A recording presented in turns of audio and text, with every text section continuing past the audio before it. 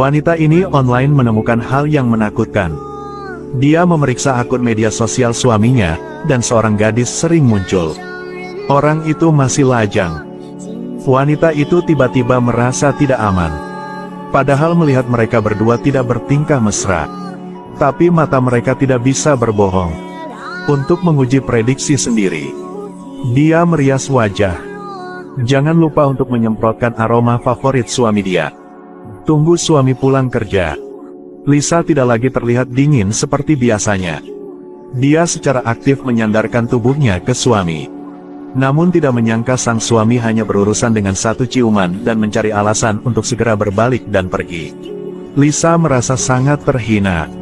Namun tunggu sampai kalian berdua tertidur lelap. Telepon sang suami tiba-tiba menerima SMS. Suami yang bingung mematikan telepon. Tapi masih bisa didengar oleh istrinya. Lisa meminta untuk memeriksa teleponnya. Tetapi sang suami berpikir bahwa keduanya harus saling percaya. Tetapi tidak peduli bagaimana dia menjelaskannya, sang istri tidak percaya ada rekan kerja akan kirim pesan di jam 4 pagi. Tepat ketika dia ingin bergegas untuk mengambil ponsel. Dia mengangkatnya. Melihat istri akan berhasil tarik ponsel, dia menggunakan kekerasan untuk mematahkan lengan Lisa. Tanpa ragu, dia bawa ponsel keluar. Keesokan harinya Lisa berpura-pura tidak terjadi apa-apa. Secara proaktif meminta maaf kepada suaminya, karena untuk mengimbangi kelancangannya. Dia segera menawarkan untuk memperbaiki ponsel suami. Tapi dia bilang dia sudah menggunakannya selama bertahun-tahun, lebih baik beli yang baru. Lisa melihat itu dan pergi dengan kecewa. Namun dia tidak sesederhana seperti yang dia katakan. Matanya ketika saling memandang seperti cinta. Di sisi lain, diam-diam Lisa menelepon perusahaan internet. Mengatakan bahwa telepon rusak, ingin mendapatkan kembali informasi penting. Tapi ketika dia tahu bisa menggunakan KTP suami untuk mendaftar, dengan tegas menolak permintaannya. Lisa menyelinap untuk menghadiri pertemuan perusahaan suaminya. Dia langsung berada di barisan orang yang melihat gadis di foto itu. Lihat mereka di atas panggung seperti sangat dekat. Lisa masih menolak tindakan agresi sesaat. Namun tunggu sampai pesta berakhir. Dia melihat foto mereka berdua naik ke lantai 2. Firasat buruk tiba-tiba muncul. Lisa diam-diam mengikuti. Tapi di sini sangat sepi. Karena tidak membiarkan dua orang di ruangan itu mengetahuinya. Dia perlahan melepas sepatunya, diam-diam dan diam-diam mendekat. Namun ketika Lisa datang ke pintu, terkejut oleh adegan di depan. Apa yang seharusnya dan tidak seharusnya dia lihat telah dilihat olehnya. Tapi Lisa tidak membuat keributan.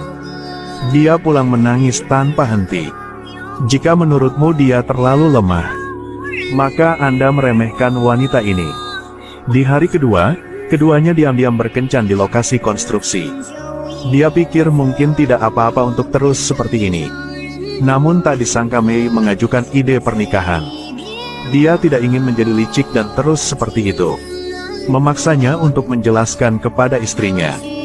Dia mencoba untuk berada di depan Lisa. Tapi dia hanya mengusulkan ide memisah untuk sebentar. Tak sangka Lisa langsung omong. Apakah kau memiliki gadis lain? Ini tidak penting. Yang penting adalah hubungan antara kita berdua. Aku tidak bisa menghadapi cinta ini lagi. Kau tidak punya wanita lain kan? Tentu saja tidak.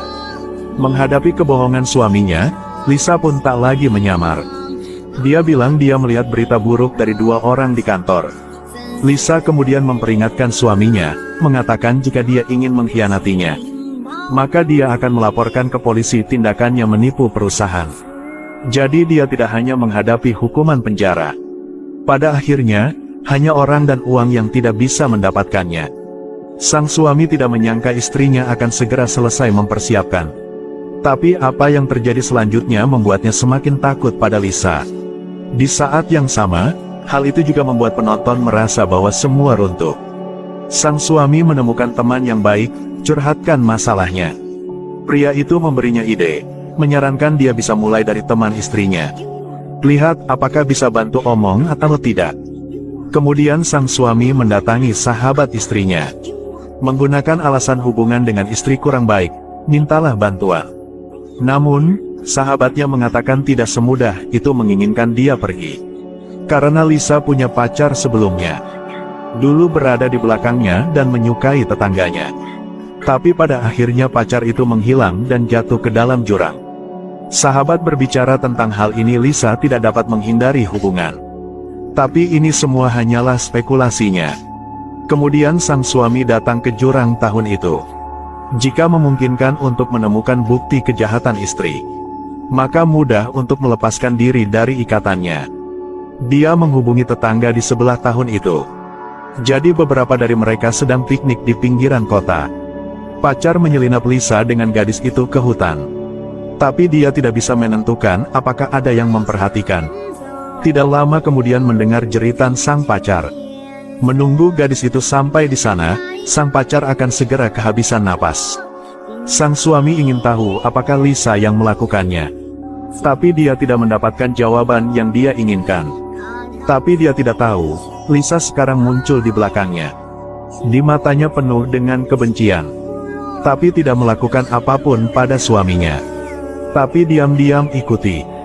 Melihatnya pergi menemui orang tua Mei lagi. Lisa akhirnya mengambil keputusan. Menunggu suami pulang.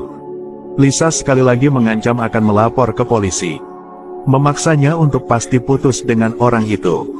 Namun setelah Mei menjawab telepon, dia tidak tahu bagaimana membuka mulutnya. Dia ragu-ragu untuk waktu yang lama, masih tidak dapat berbicara. Dia pikir itu terlalu tidak adil untuk mereka berdua, tetapi dia belum selesai berbicara. Lisa segera mengusir suaminya dari rumah. Menghadapi kemungkinan meninggalkan rumah dengan tangan kosong, dia akhirnya menunjukkan sedikit niat membunuh. Ia menghentikan mobilnya di pinggir jalan. Penyergapan di jalan yang pasti dilalui oleh istri yang lari-lari malam. Saat melihat Lisa lewat, ia tak segan-segan menyalakan motornya. Tatapannya mantap, menginjak gas dan bergegas ke sana. Wanita itu jatuh ke tanah. Tapi tidak menyangka wanita ini masih hidup. Ditabrak kencang seperti itu tapi tidak apa-apa.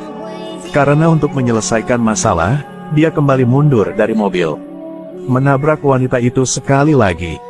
Ketika dia melihat istrinya yang telah benar-benar kehilangan nyawanya. Dia baru saja pergi. Karena untuk membuat bukti ketidakhadirannya dari tempat kejadian. Dia berpura-pura kembali ke perusahaan untuk bekerja lembur sangat larut. Sengaja membiarkan staf kebersihan melihat. Kemudian dia kembali ke rumahnya dengan ketenangan pikiran. Sang suami selesai mandi sendiri. Ingin membasuh dosa-dosa. Lalu menuang segelas anggur untuk diriku sendiri. Tapi tepat ketika dia pikir semuanya sudah berakhir. Tiba-tiba ia mendengar suara istrinya. Dia benar-benar tidak bisa mempercayai dengan mata sendiri.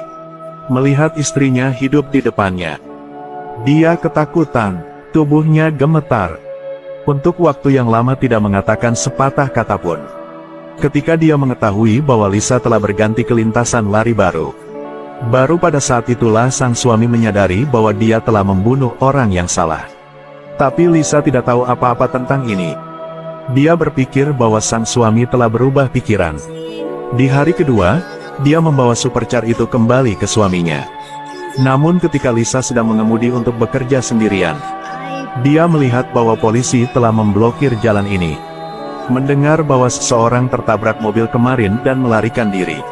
Lisa masih belum sadar bahwa orang hanyalah pengganti. Masih mengira ini hanya kecelakaan mobil biasa. Tetapi setelah dia pergi untuk mencuci mobilnya, dia menemukan bahwa uang di kartu itu tiba-tiba hilang. Lisa marah dan pergi bertanya kepada staf di toko. Dapat info seseorang menggunakan kartu ini tadi malam. Dia pulang ke rumah, mendapatkan rekaman dari tadi malam di tempat cuci mobil. Di mana mobil putih ada di layar.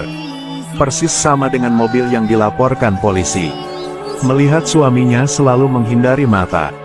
Lisa segera menyadari itu semua, dia tidak menyangka. Sasaran suami tentu saja saya. Untungnya saat ini anak tiba-tiba muncul. Lisa ambil kesempatan untuk keluar. Sang suami langsung bingung. Dia khawatir dikecam oleh istrinya. Namun tak disangka pada malam harinya, Lisa tiba-tiba mengajaknya untuk bertemu di restoran. Dia meraih titik cinta suaminya dan mengancam. Tidak hanya memintanya untuk mengakhiri hubungan dengan orang lain, memaksanya untuk membunuh gadis itu. Karena selama orang itu hidup, akan terus mengancamnya. Melihat suaminya ragu-ragu, Lisa kemudian mengungkapkan rahasia yang mengejutkan. Jadi ketika dia masih muda dia melihat pacarnya mengkhianatinya. Mungkin saat orang itu berdiri di tepi merokok, menyelinap di belakang. Lisa karena ingin balas dendam pada pacarnya yang selingkuh, dengan kejam mendorong lawan ke dalam jurang. Kemudian dia panik dan berlari kembali ke kelas. Sedetik sebelum musik berakhir, "Berpura-puralah kamu tidak pernah pergi." Bahwa guru jaga membuktikan bahwa dia tidak ada di tempat kejadian. Yang dikatakan Lisa kepada suaminya, itu juga karena ingin membuktikan bahwa dia sangat mencintainya. Selama suaminya bisa membunuh Mei, maka kedua belah pihak akan saling merangkul kelemahan masing-masing. Keduanya akan hidup dan mati bersama selama sisa hidup mereka. Menghadapi istri yang gila ini, dia hanya setuju tanpa daya. Karena untuk membuktikan ketidakhadirannya, keduanya pergi ke hotel kelas atas. Sang suami mengambil kesempatan untuk melompat turun dari lantai 2. Tidak ada yang tahu dia muncul depan rumah pacar. Tapi Mei karena pihak lain tidak menghubungi selama berhari-hari masih marah. Dia sedih sekarang. Dia pada dasarnya tidak ingin memperhatikan siapapun. Namun tak disangka pria tersebut tiba-tiba memecahkan kaca tersebut. Buat adegan palsu dengan perampok memasuki rumah. Tetapi ketika dia mendengar Mei mengemis ketakutan, dia ragu-ragu. Di sisi lain, Lisa menggunakan ponsel suaminya untuk mengirimkan pesan perpisahan kepada Mei. Lalu tunggu pelayan membawakan makanan. Meminta pria itu menunggu sebentar sambil meminta pria itu menunggu tip. Dia bersembunyi di kamar mandi, menggunakan rekaman suara lagi. Untuk melayani berpikir bahwa suaminya sedang mandi. Kesempurnaan menciptakan bukti ketidakhadiran.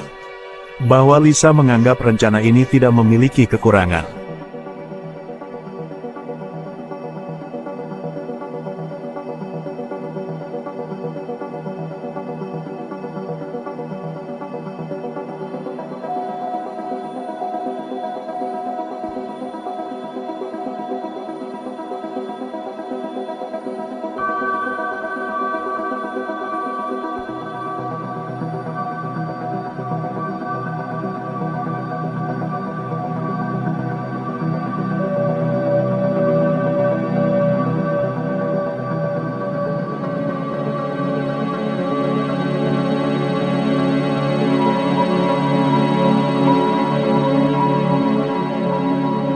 Tak disangka, di tengah jalan, suaminya menyerah. Namun ketika sang suami membuka pintu toilet, tidak menyangka melihat perlumuran darah. Mei segera kehabisan napas. Dia tidak bisa tidak menerima kenyataan ini. Segera polisi menerima kabar dari tetangga. Tidak ada bukti berharga di ruangan itu. Namun mereka tetap berhasil mengetahui hubungan antara Mei dan suaminya Lisa. Namun ketika polisi datang untuk bertanya, Lisa berinisiatif mengatakan bahwa mereka putus. Juga memberikan bukti ketidakhadiran. Polisi tidak berdaya untuk pergi. Mereka mendaftarkan kasus Mei sebagai kasus yang hilang. Juga mengorganisir sejumlah besar polisi untuk berkeliling mencari. Tetapi tidak ditemukan selama beberapa hari. Yang sekarang berada di kota tepat pada waktunya untuk pesta makan malam. Suami dan sahabat sedang mendayung di danau. Menghadapi polisi yang menggeledah di tepi seberang. Ekspresinya sangat tegang. Ketika dia selesai menyalakan api terakhir. Hanya untuk bisa menyalakan api di tengah danau. Mendengar anjing itu menggonggong tanpa henti. Sheriff sepertinya menyadari keganjilan itu. Tapi tidak bisa mengatakan apa yang salah. Melihat penduduk kota tertawa dan berbicara dengan gembira. Dia hanya tidak berdaya untuk pergi. Tapi orang tidak tahu, di dalam api tentu saja menyembunyikan tubuh Mei. Tapi rahasia ini, juga menurut abu api yang terkubur di tempat ini. Karena tulang berada pada 1200 derajat. Akan terbakar habis. Dengan sangat cepat Lisa menjual rumah itu. Mereka memutuskan untuk pindah ke tempat lain untuk memulai kembali.